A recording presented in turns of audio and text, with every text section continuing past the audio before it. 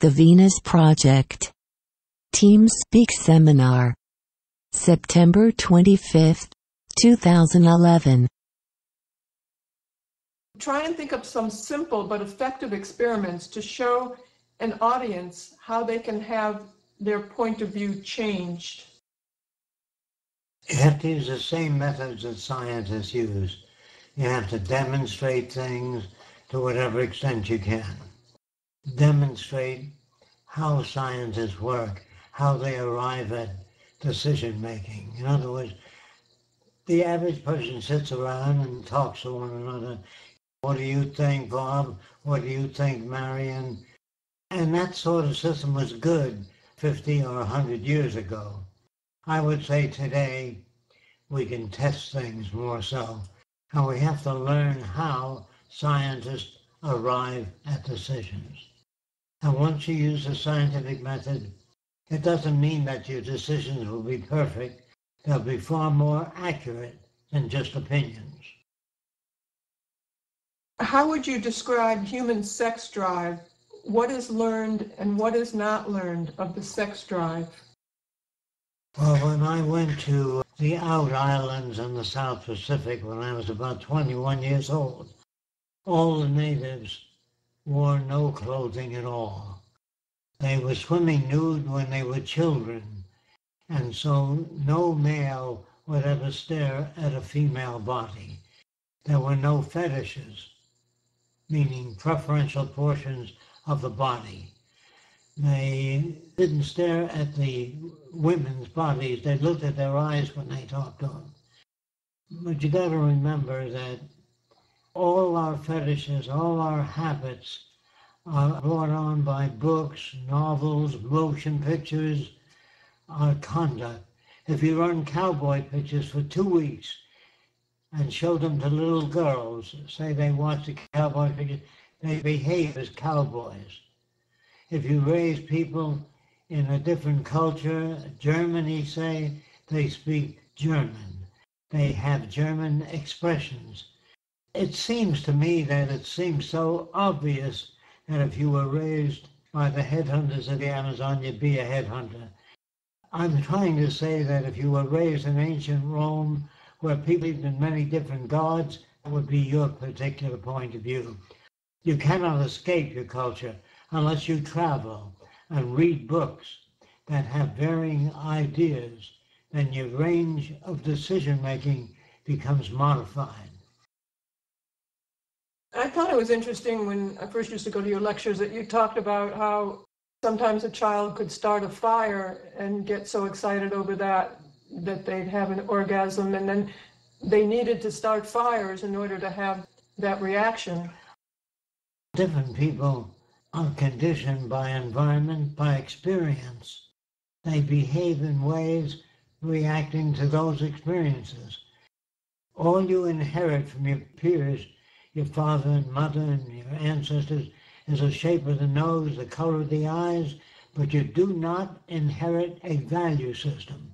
You do not inherit bigotry, prejudice, greed. All that is learned by being brought up in a scarcity environment that renders a person insecure. But remember, language has to be learned.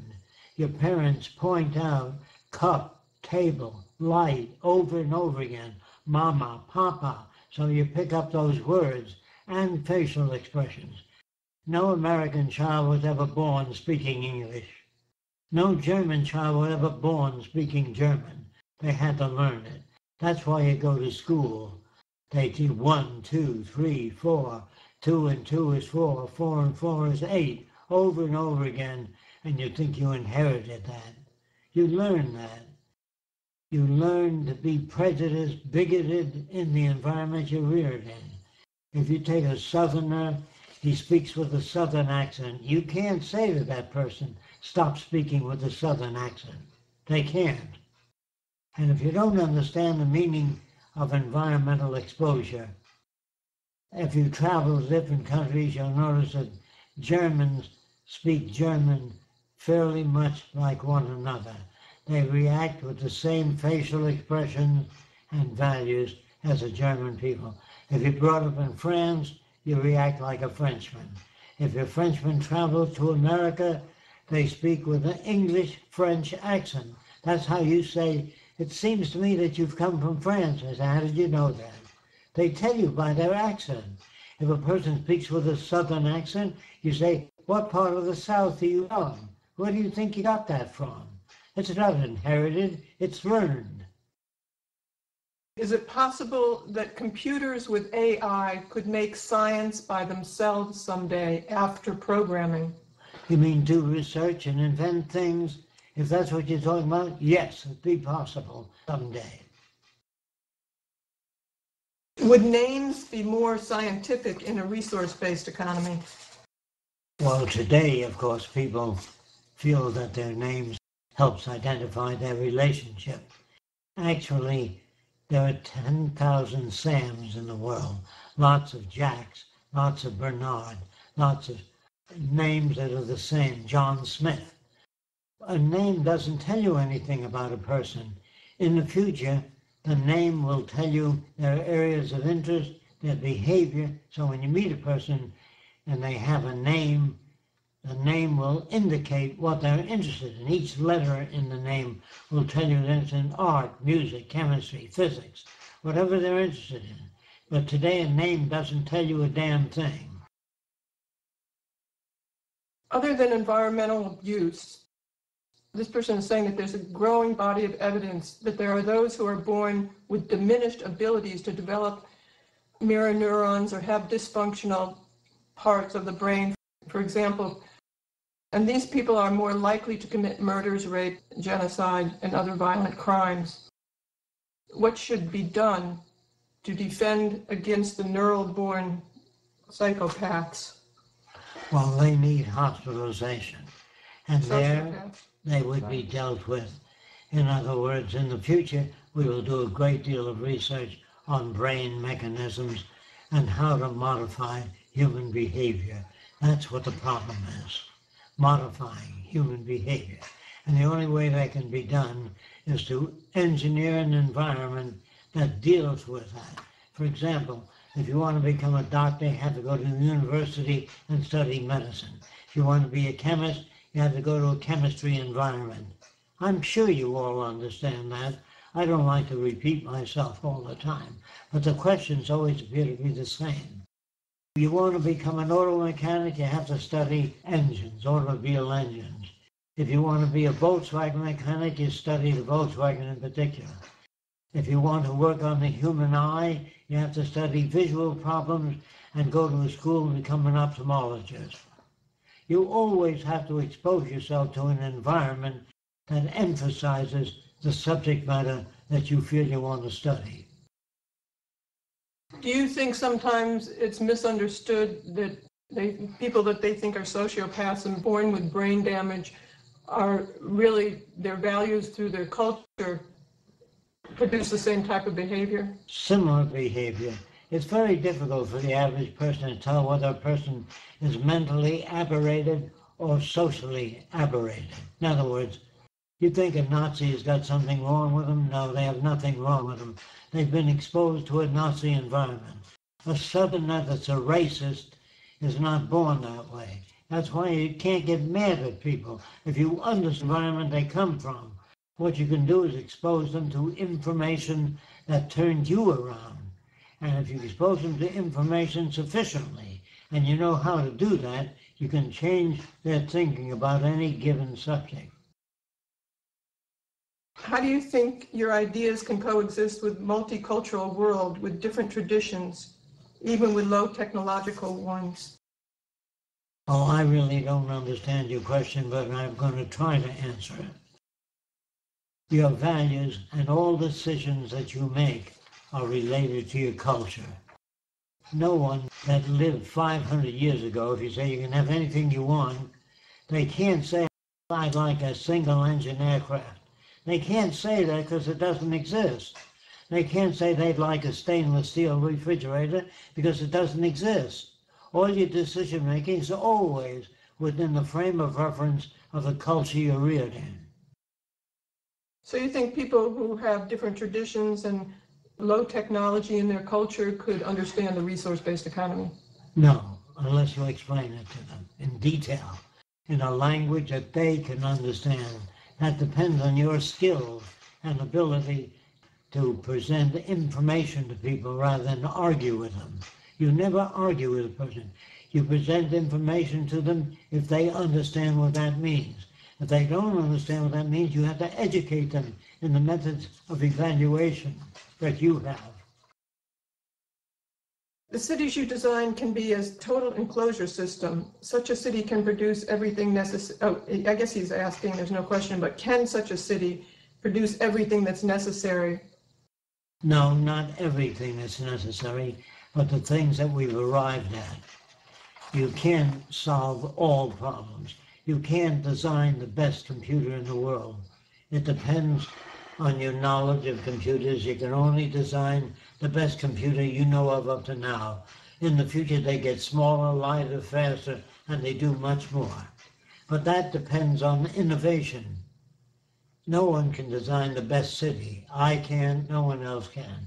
You can design the best city you know of, which utilizes less energy and is more comfortable for people.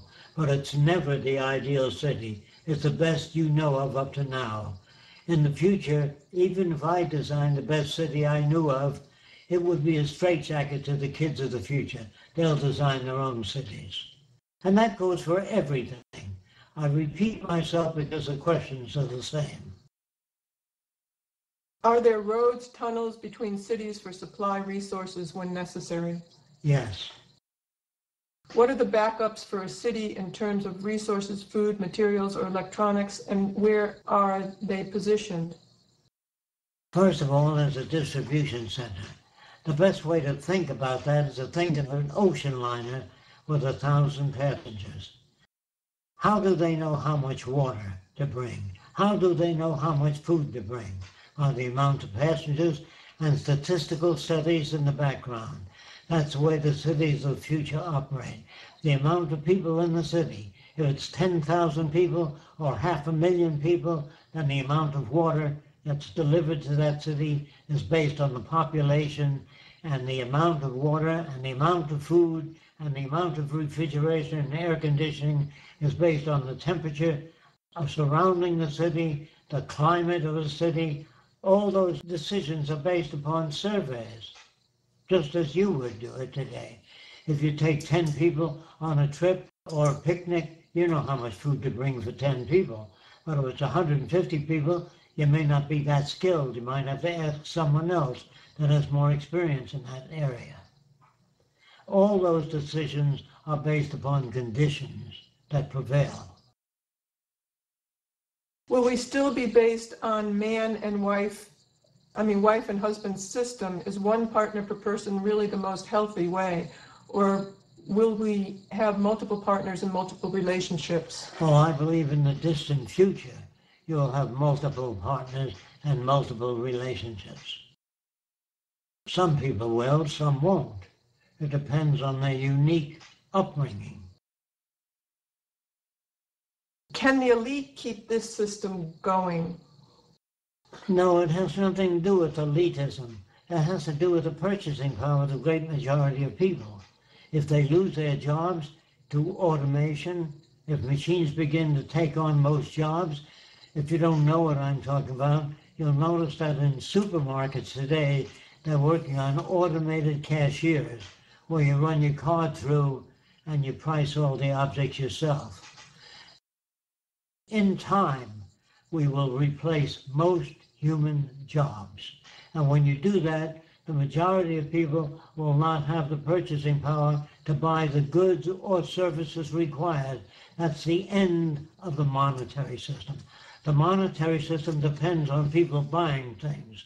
If you outperform that system by getting rid of people, using more machines, the system will die. Banks have to lend money to people to survive. If the majority of people cannot borrow money, the banks will fail. You can't hang on to a system. In other words, what happened to the blacksmith? They don't work anymore. Most people who used to work on the farm have come into the cities and have taken up jobs. They too will be replaced eventually. all systems, no matter what kind of social system you have, undergo social evolution. Social evolution means in the very early days, people used to listen to the witch doctors. In Salem, Massachusetts, they used to burn witches. In America, we had slaves, thousands of slaves. George Washington had 300 of them. Today, he'd be run out of town. The people you admired in the past are not admirable. They are lived in a certain condition with certain value systems. And the value systems that were dominant at that time do not fit the present day. And if the society cannot make an adjustment to oncoming changes, they will be surpassed by other countries. Do you think that the people in differential advantage or the elite can hang on to things just by the sheer fact that they have the money? I just answered that question. Somebody asked if the Venus Project doesn't believe in politics and also prefer everyone to work under the same umbrella, what is it that Scott Keller, he's the person running for president under a resource-based economy, and the organizations mentioned on the web page have that it's different, so that the Venus Project is willing to put their names on our web? Scott Keller has asked for our cooperation because he is talking about a resource-based economy. There are a lot of people all over the world who are trying to get this information out there and talk about the Venus Project through political means because they feel that they have more of a voice that way or more of a platform. We just say anything that works, give that a try. I would agree with that, Roxanne. Anything that works. Use whatever system you can to better inform people and to improve decision-making. And the only way you can improve decision-making is by studying the environment, the water, the arable land, the amount of people living in the city. You have to have information before you can make those decisions. So the more information you have in process levels for raising children so they don't get into fights with one another, so that children would not want to hate any other races, you have to indoctrinate children so that they no longer become racist. You have to do something about that, not hope that your children grow up to be sane. You can make them saner through education. One of the issues we face in the future is the issue of using advances in biotechnology and genetics in humans that I believe will open the gap between those who will be genetically modified and those who are not. How do you think we could address this problem? We're still living in the paradigm of a current monetary system and political economic system. I myself do not accept genetic modification until a great deal of studies have been made in relation to the effects, the long-term effects of genetic modification. During the transition period from the system we have now to the Venus Project, how do you see things like hospitals, schools, and grocery stores still working if there's no profit? I don't see them working. I see a social collapse. I see people who do not give food or checks from the government will break windows in supermarkets and take the food they need. I expect a lot of trouble ahead all over the world, not just America. America hasn't even begun to face the problems yet, but there's going to be a lot of trouble during the transition if we're able to make it. And it depends on how late we start.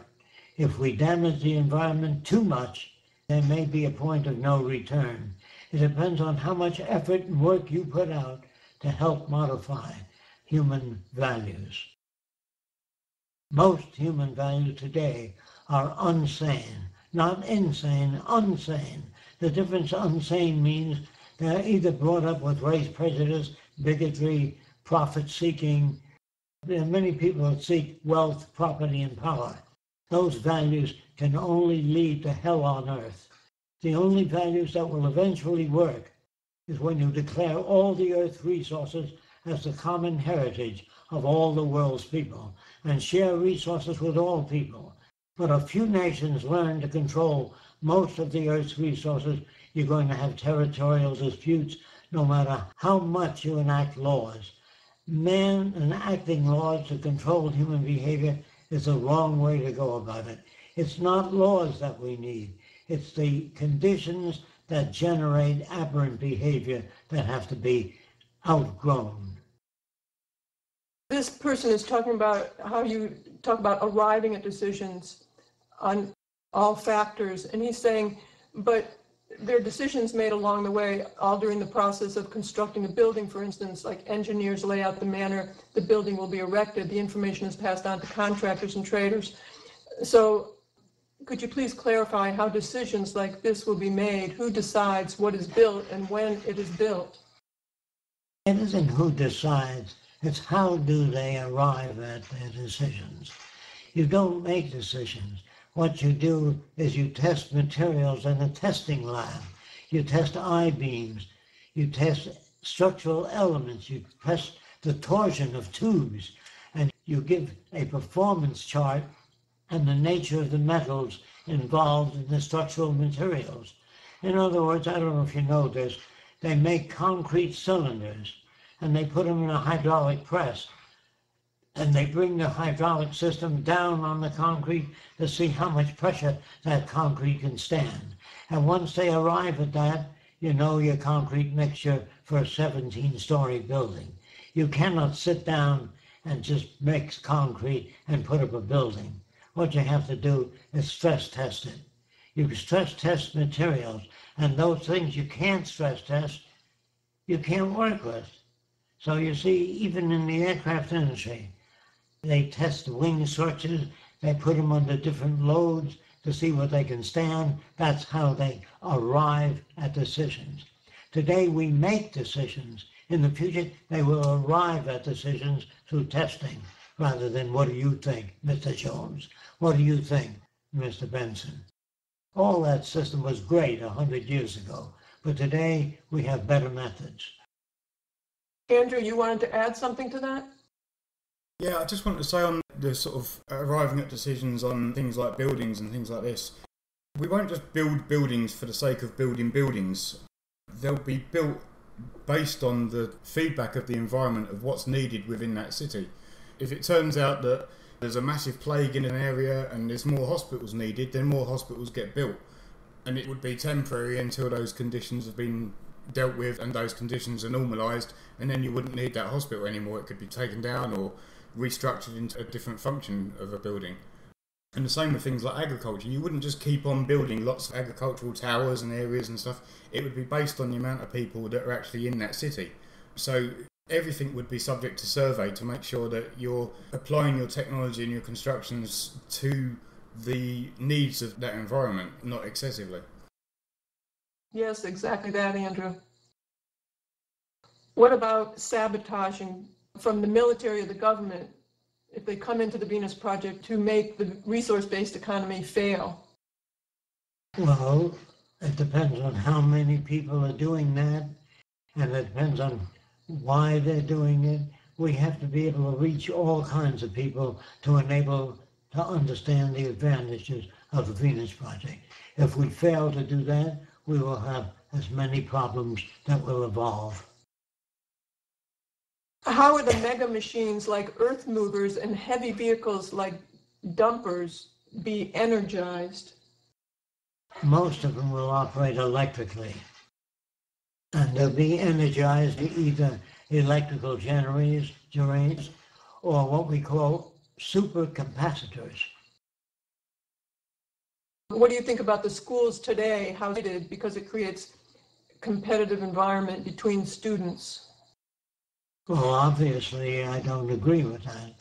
I believe in the study of science and not to grade students in the presence of other students so they develop ego problems and self-centeredness.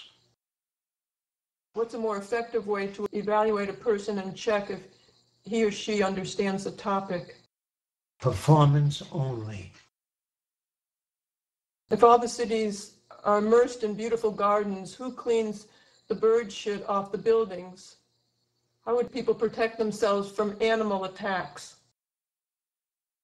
Well, if you really want to answer that problem, I don't know if you know much about boats, but people paint the rooftop of their boat with Bimini blue. and birds tend not to defecate on Bimini blue. There are many different studies in animal tropism, or the forces that shape animal behavior, and you can learn how to color buildings or generate certain types of sounds to keep certain insects off plants rather than spraying them with poison. When and where will we see the first model of the new city with the technology proposed by the Venus Project? I can't answer that. It depends on the work you do.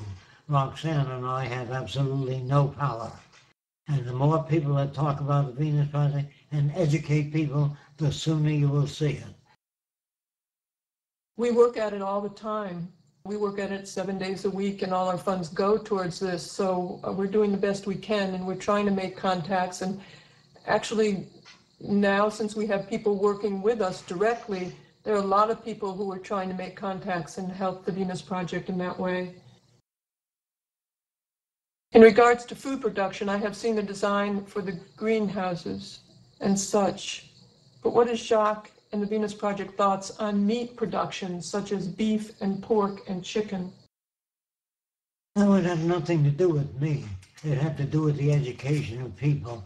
And if they learn that there's less heart disease and less cancer in eating certain foods, they will pick that information and use it. It depends on the information available, the amount of research done, and the background of the people that are learning these things. If you cannot give up meat for whatever reason, you'll be able to eat it, but you'll be told the consequences. If you want to smoke cigarettes, people will be raised as new children not to even want to smoke or use anything that would damage the human body in any way whatsoever. They'll be told about it. And then if they do things that are counter to good health, they will have to face the consequences. You cannot force people to do anything. I do not believe in that kind of force, sending armies in to get people to fall in line with your point of view, or putting them in prison because they don't agree with you. I think people will have many different points of view in the future and live in accordance with those points of view. We will try to give people physical evidence to show them the effects of smoking on the lungs. Lung tissue can stretch, but when you smoke for a long period of time, it tends to tear very easily. It tends to turn black. You tend to get cancer after so many years of smoking. Most people, not all people. And you'll have to tell that to people so that they understand when they do smoke the consequences of it. Just as they're putting labels on canned food today, telling you how much salt, how much fat, etc. I think this person may be talking about how animals are raised or the production of animals. I'm not sure. Well, I'm not sure of what you mean, but I would say that if animals are raised as food, it would be an inefficient method, because in order to make an 800-pound cow, you have to use lots of food, which would go much further feeding people. It depends on the amount of arable land, the conditions of the soil at the time. I can't tell you precisely what will be grown, what won't be grown. It would depend on a survey committee telling us how much arable land we have, how much water we have, and how large a population we have to feed. And it would depend on a lot of science and research as to what is nutritionally beneficial for people. Today, you really can't get that type of research because it's always backed by one industry or the other. It always has a bias. It's trying to sell things. You never know today what the science that they come up with, whether it's real or whether they're just pushing a product. Andrew, you wanted to say something? Yeah, I was just going to add to that, actually. The Venus Project is not a dictatorship. It's not some kind of social experiment to tell people what they can and can't do within a resource-based economy. It's actually about liberating people and giving them open choice to do whatever they want, but also giving them the education to enable them to arrive at better solutions about the way they live their lives. If people deem through education that killing animals for food is considered aberrant or considered something that we could do without, then it's through education that would stop. You can't tell people that they can't eat meat. You can't say to people, hey look, you can't eat chickens, you can't eat beef or anything from now on because you're in the Venus Project. You'll just get rebellion against that. So really it all comes down to education. And the more people are educated and the more we have technology available to come up with different solutions to those problems. So for example, at the moment, there's lots of technology research going on in the biomedical fields for doing things like growing livers in the lab for people that need liver transplants. There's other technologies that are working towards actually growing beef or growing chicken in the lab based on its DNA structure and everything else. So it's likely that very soon we're going to have technological alternatives to actually going around killing chickens or killing cows and stuff. But like I said, it's not a dictatorship, so people have to have the choice but have the education to be able to make those choices as relevant as possible to the environment that you're in. Excellent, Andrew. And when you try and ban something, it just goes underground. You really have to educate people as to what's really better from them from a scientific point of view. Did you want to talk about something specific today? Did you have something in mind? First, I'd rather answer their questions if I can. I think we've gone through most of them that are relevant. How about, do you think that this could be implemented from people protesting when they don't like their government? Well, I don't know what that means, protesting if they don't like their government. If you can find out that the railroad tracks are insufficient, they wear out asymmetrically, and you come up with ideas to correct it, that's the way you protest. You don't protest. You come up with counter ideas, and you present newer concepts of how to filter water, whatever it is that you want to do. If you don't offer anything, if you merely criticize a government, that's not enough. You must come up with alternative proposals based upon study, not your own opinions. Yeah, that's true for people who are in the streets protesting for human rights and democracy and freedom. They really don't pose an alternative. How do you achieve that? Just throwing out somebody and putting another person in usually reverts back to the same oppression if the corporations are at the helm. In our present monetary system, that's true, Roxanne. Do you agree that it's better to drop out of school and learn on your own after seeing how terrible the system is and preparing for the future challenges? If you don't have the proper credentials, it'd be very hard to get a job unless you go through the formal educational system. Remember, the Wright brothers made a flying machine, but they had no qualifications except that they built one. Edison had no special qualifications, but he made the electric light. And so Louis Pasteur had qualifications. If you have qualifications, if you've gone to an accredited school, you stand a better chance. That's all I'm saying. It doesn't mean that you'll be more qualified to do a job. But the institutions that exist use the institutional methods of evaluation, and that's why conforming to a limited extent will enable you to get more out of the system. But if you come up on your own, even though you know a great deal, the system does not recognize people that have earned the knowledge through hard work on their own, no matter how competent they are.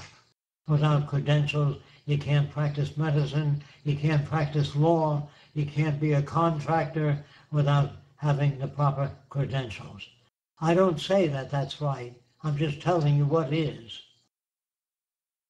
Is there something else that you want to deal with? Because that's the end of the questions as I see them. Well, if you read The Best That Money Can't Buy, before you ask questions, you'll get many of the answers. And look at our website. We have thousands of answers and questions. Before you write in your question, become familiar with the Venus Project, how decisions are arrived at, and people do not make decisions, and what children will learn in the schools of the future. They will learn how to relate to one another. They will learn how to avoid arguments. They will learn how to not become parasites to a culture. Everyone will learn something useful that will benefit the lives of all people. So most of the people that you meet in the future, you'll be happy to meet because they're all in the domain of public service. Do you think the word democracy is an appropriate description of anything in a resource-based economy? No, not at all. The word democracy has no meaning. If you ask most Americans what they believe in democracy, they would say yes. Then ask them if they voted for the Vietnam War. They say, no, I didn't. Did you vote for the space program? No, I didn't. Did you vote for the design of the Pentagon building? No, I didn't. Well, where do you participate? Why don't you check it out and see if they really participate? They think they participate, but different people select the people running for political office. The basis for selecting them is that they intend to uphold established institutions. If you're out to change things, you won't get elected in a monetary-based society. The only people selected are those people that uphold existing standard institutions. So the people you can vote for are the people they select, and they put them up. In other words, they don't put people in there that are going to change the system. Why should they do that? They will lose their positions of advantage if they did that. So they put people in there that will uphold established institutions. Well, love in the future. Somebody wanted to know about that. The word love doesn't tell you anything. When a person says, I'm in love, they mean that they've selected a person that they'd rather be with than any other person. The problem with love is when you fall in love when you're 15, it's different than falling in love at 30. If your values keep changing, your notions of decision-making regarding wanting to be with a particular person would have to do with the experience you have. So if people undergo continuous change and the partner doesn't undergo that amount of change, love will diminish. What happened to love when people separate and the wife says, honey, I don't know what you want, but I want the house, the car, and the kids. What happened to love? Where's the love right now? What happened to it? Love is a fluctuating system, not a constant system. In the future, instead of the word love, there'll be extensionality. I've said this many times, but many people don't seem to grasp it. Extensionality means that the person you're with is able to extend your knowledge, make your life better. They can really make your life better by physical evidence. I don't mean words like, you're pretty, you're beautiful, you mean more to me than anything in the world. All those are words. But in the future, extensionality means genuinely informing other people and enhancing their lives. That is the real meaning of what they try to use the word love to describe. The word love doesn't describe a damn thing. In fact, most of your language, like I've said many times before, was designed hundreds of years ago, and the words are completely inadequate. Actually, three questions. My first two questions about how to present the Venus Project to other people, and the third one about Test City. My first question is, can you talk in the frame of the Venus Project? Can you talk to the people like more about the self-sufficient and independence through using that current technologies, so they can supply their own homes with electricity and food just during the transition? Because I get the feeling some people have that rejection of the collectivism idea. The question, do you think it's worthwhile to talk to people about how to be self-sufficient in their homes and energy efficient to help during the transition? That would be done in the schools. To help during the transition, should people... Yes, you give them whatever information you have, or you can tell them where to look to get the information.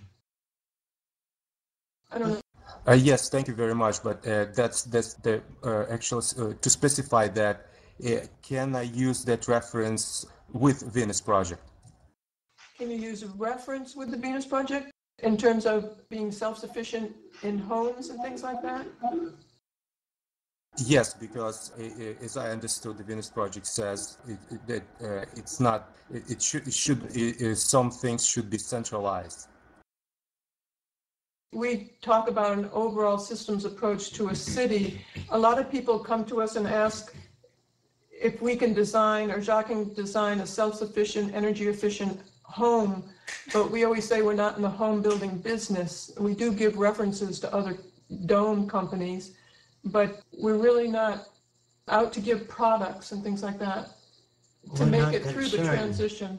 We're not concerned with that. We're concerned with overall social design. And a direction to work towards so everyone can live prosperously. Because living sustainably through the transition is not going to solve our problems. And if you even have a community, we said this a lot of times, if you even have a community that people gather together because they can't afford a home and they grow food and they take care of their needs, if things crash all around them, even if you have a high fence, people will be knocking at your door or climbing your fence if you have food and they don't. So any of that really won't solve our problems on a global scale or ultimately. Okay, thank you very much. The second question, can you, I'm not a scientist, but can you maybe in the Venus Project website give specific advices or hints how to save energy or do something now? So when we talk about Venus Project, we can make some advices to improve people's lives right now a little bit, so it at least give them something.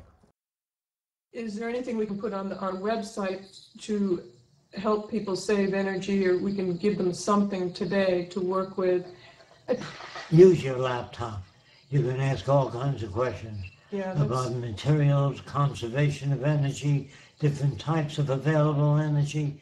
You can get all that information from your laptops or go to the public library if you want information on specific problems. Yeah, that's really out there. We have a section where we have videos of the latest technologies as well. We're updating that regularly. So some of those things might help.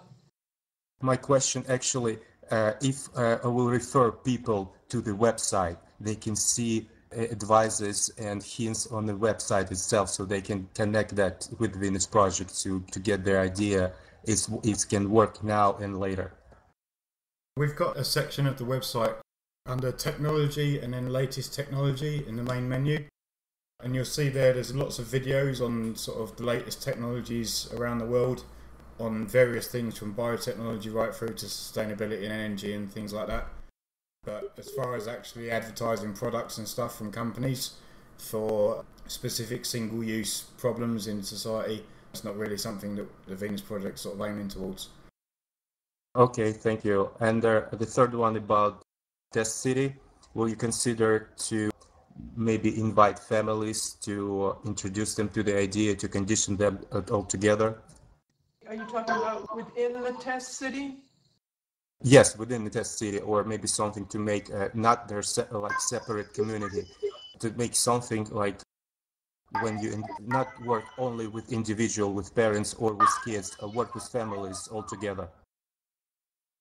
Would you be working with families all together in the new city to teach them new value system, a new direction, not just the kids or just the parents? Yeah, we'll be working with all people, but that's done through telecommunication. You don't have to have a person there talking to people. All your television programs would be informative and useful. There'd be no commercials, there'd be no soap operas, except methods of teaching people how to relate to one another without getting into physical conflict or name calling. I know in the past when Jacque used to work, a lot of people used to come to Jacque for help in different areas. And when parents would say, I want to bring my child to have him talk to you, Jacque would always say, well, you have to come as well to introduce the new value system to the whole family. But in the future, that can be accomplished by telecommunication. You don't have to work with each family. This person says, do you know an effective method to sleep? I have so many ideas inside my head, it seems impossible sometimes to fall asleep. What you usually do is take a book of a different subject and read before you go to sleep. And if you read and detract yourself from the habit form of keeping you awake by riding over unfinished business, usually most people don't sleep because they have a lot of unfinished business. So as best you can, you try to finish things, but if you find yourself unable to do that, pick up a book and read it and detract yourself from the habits of thought that have been established over a long period of time. What would be a better and more efficient way to evaluate a person and check if he or she really understands the topic? When they use words, if you're not sure, ask them what they mean by that word. That's the only way you can check it out. When a person says, I believe in a better world, then what do you mean by a better world? And if they fail to give you detailed description, you then can help them understand the limitations of their language. Andrew, do you want to go over what the Venus Project University will be? And I'll add to that as well. Yeah, sure. Okay, basically the TVP Learning Centre, there's two functions in there. One is the TVP University and one is the TVP Community College. I'll just give a quick brief overview of the Community College first.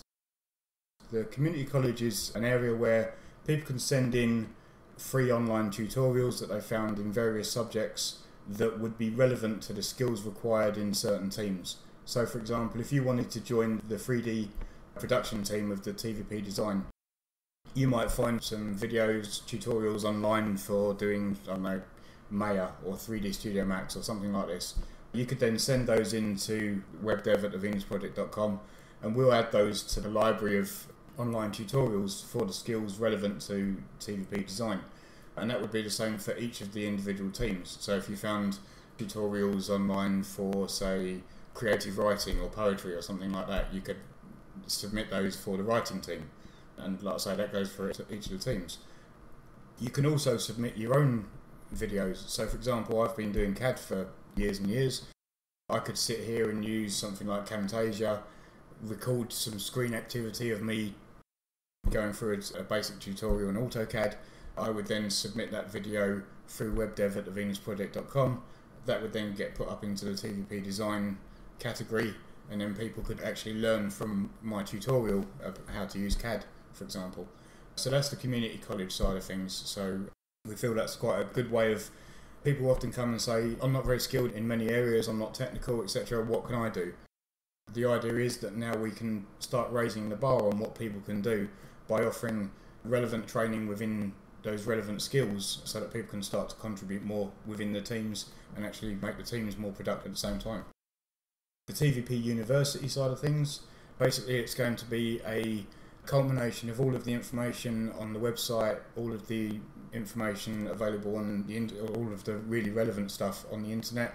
So instead of people having to go around searching around for different pieces of material, etc., we're going to pull it all into one section on the website where it will be laid out like a course in various sort of subcategories of the resource-based economy.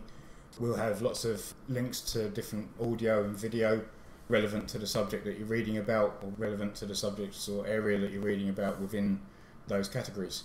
It'll be an ongoing project. With Julia and Roxanne have been on it since around April time, and we're still not ready to put up the first section yet. It's a lot of work. We're hoping to have it done within the next couple of months to get the first section up so people can start seeing the kind of format that we'll be laying out the rest of it as it comes along.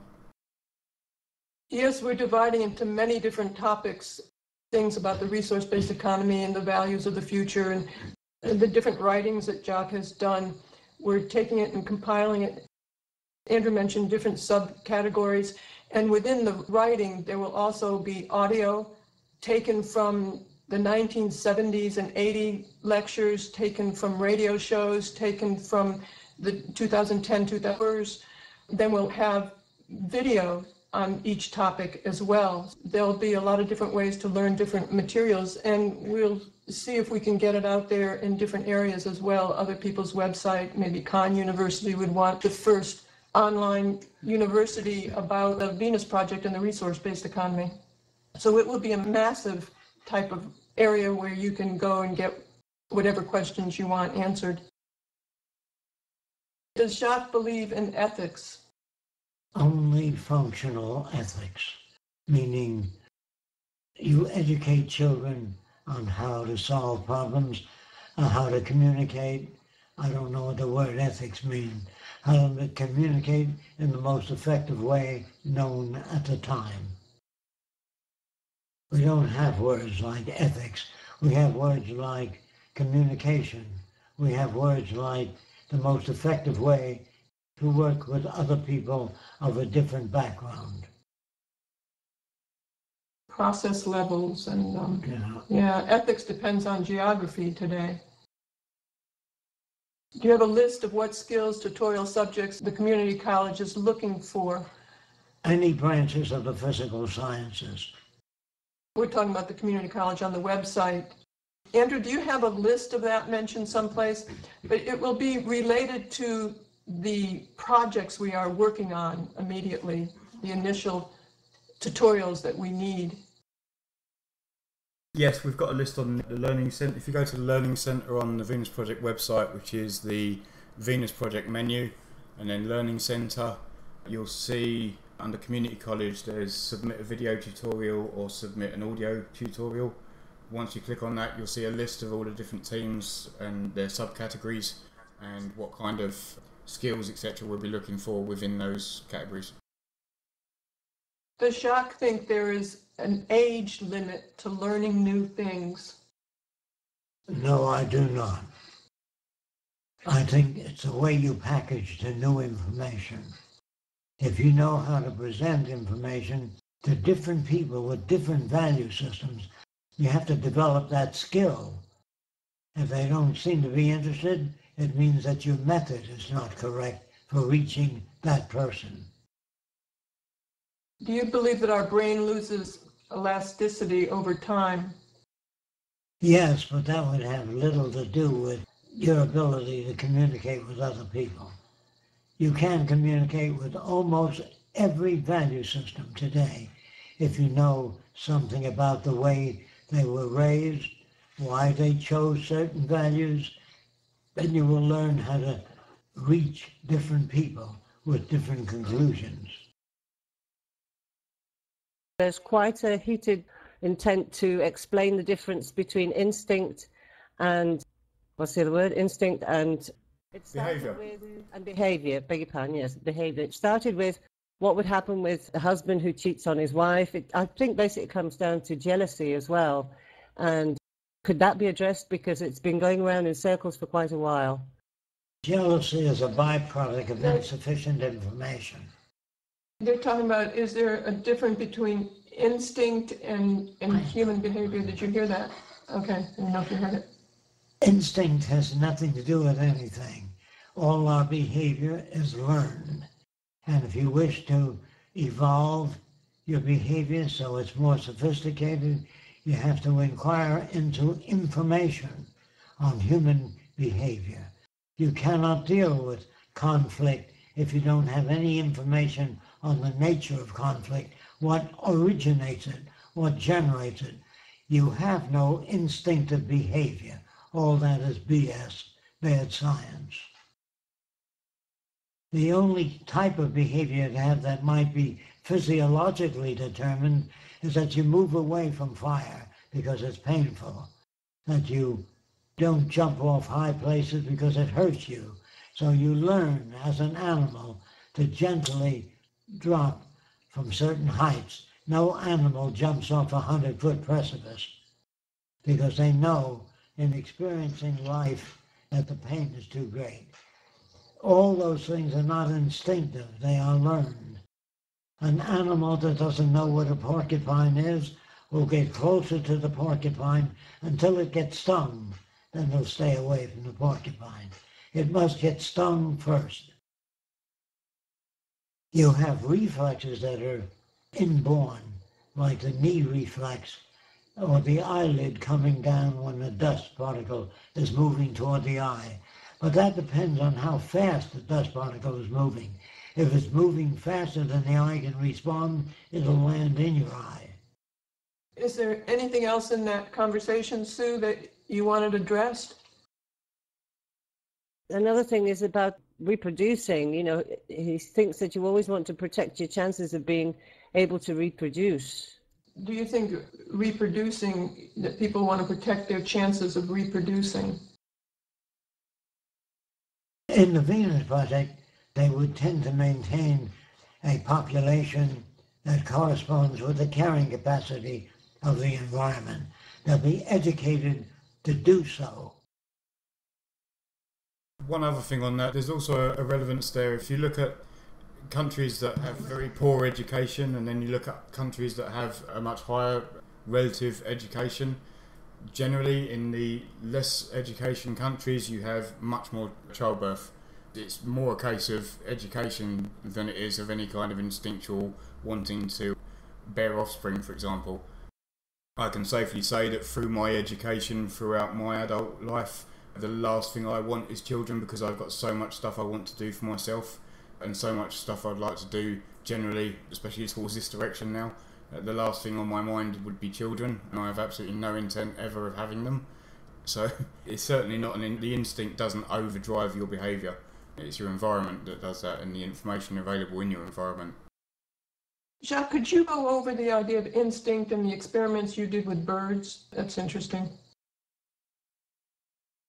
Well, I wanted to know, how does a mother bird know to feed its young? Well, the action of the bird and the degree of how much it opens its mouth and how much it moves that determines how many worms the mother will put in the bird's mouth. So I want to know whether the bird really knows or understands that, or is it just a simple reaction to the movement of birds. So I made a plastic bird with the mouth moving more than the real birds in the nest, and the mother put all the worms in the mouth of the plastic bird. So I think that birds are more like responding organisms rather than using instinct. Yeah, it's not instinctually driven to take care of their young. They'd say that people have the reproductive urge. That's all a lie. They just want to have sex, and reproduction is a byproduct of sex. People say, well, they want to have children. Do they really want to have children, or are they brought up to want to have children? Are they conditioned to want to have children? If they love children so much, how come they don't spend most of their lives with children? Because children are boring. They can't say anything new. They always are self-centered. They're mostly very spoiled. So I would say that if people really love children, they would spend their lives around children. They don't have children after you get married. Don't you see that? That is a conditioned reflex. That you're brought up to want children. You're brought up to say, hey, I'd like to have my name carried into the future. They're not interested in their kids. They're interested in their names. They're interested in their names going on into the future. Why? Because they're brought up to that value system. If you're saner, there are so many other options other than having kids that are much more interesting and informative. I'm just saying you're brought up to do that, that's all. Doesn't mean that you don't, no, I mean, but it just doesn't mean that you don't nurture kids. If you have them, you want to make them better than you. A lot of times people try, and when they do have kids. So I know you're not saying that. There are people that don't want to have kids. What kind of instinct do they have? Don't you see? You have to check all different systems to find out. If you understand what I'm saying, people that love children will be working with children most of their lives. There's another thing that Jacque did to verify the idea of instinct, and they say that the birds sit on their eggs because of instinct and the motherly instinct. So the bird had, about 3 eggs, and somebody told them that the birds sit on the eggs because they have itching areas. Itching spots. And the eggs alleviate some of that. So Jacque made about 4 marble eggs that are cooler, that the birds, it had more effect on the itching spot. Jacque put those marble eggs in the nest, and the bird threw out all the real eggs and sat on the marble eggs instead. So if it had a real instinct, it wouldn't have done that. Humans project their own value systems into furniture, animals, all kinds of things. They say the animal loves me. They project their own values, and that has a lot to do with the people selecting companions. They project their own values into the other person. Then they say, well, you've changed. You're not like you used to be. Well, it's our own projections that get us into trouble, not so much the behavior of other people. The real world doesn't hurt people. Whatever happens in the real world is real. What you think should have happened is not real. So you're hurt by your own projections. The world doesn't hurt you. If a girl falls in love with somebody and then she says, you know, I thought I loved them, but I really don't, it means your projections about the person were erroneous. Misinformation hurts you. If people have misinformation, say if you're Afro-American, they're brought up to dislike Afro-Americans in some area of the South, that's what you have to deal with. You have to deal with the real world and change those values. And if you don't know how to change those values, you have to practice experimental psychology and practice how to change values. You become good at it only if you work at it, not if you hope that the other person learns to understand things the way you do. It says in Jacque's older lectures, he says that human selfishness is derived from the selfishness. That seems very counterintuitive. Can you explain why I should not be selfish using physical reference? Selfish is based on scarcity. If you live in a world where there's very little water, you tend to accumulate water. If there's water all around you, drinking water, you tend not to accumulate it. You tend to accumulate that which is scarce. So what we hope to do is overcome scarcity. Is this sentence true? If we don't reach out to spread the Venus Project ideas in the world for enough people, then after the collapse, we will just begin the same shit as we have now. True. How can we control humane experiments? I'm not sure what they're asking there. Don't torture animals. Maybe. You might have And on humans.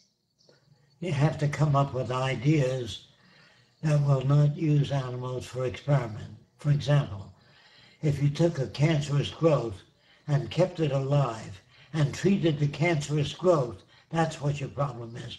Not giving people radiation or not using chemotherapy. What you try to do is treat the diseased organism, learn to control the population of disease-causing organisms, learn to manipulate them, learn to make them grow faster, slower, gain control over living substances. That's the way you learn how to fight disease. You don't fight it in a complete organism.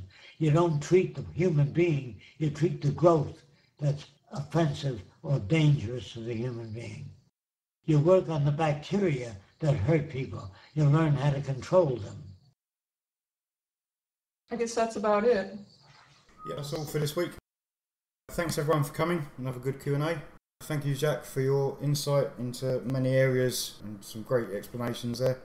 Thanks to Roxanne as well. Thanks everyone for coming. Okay, thanks everyone. We appreciate it. Yes, thank you.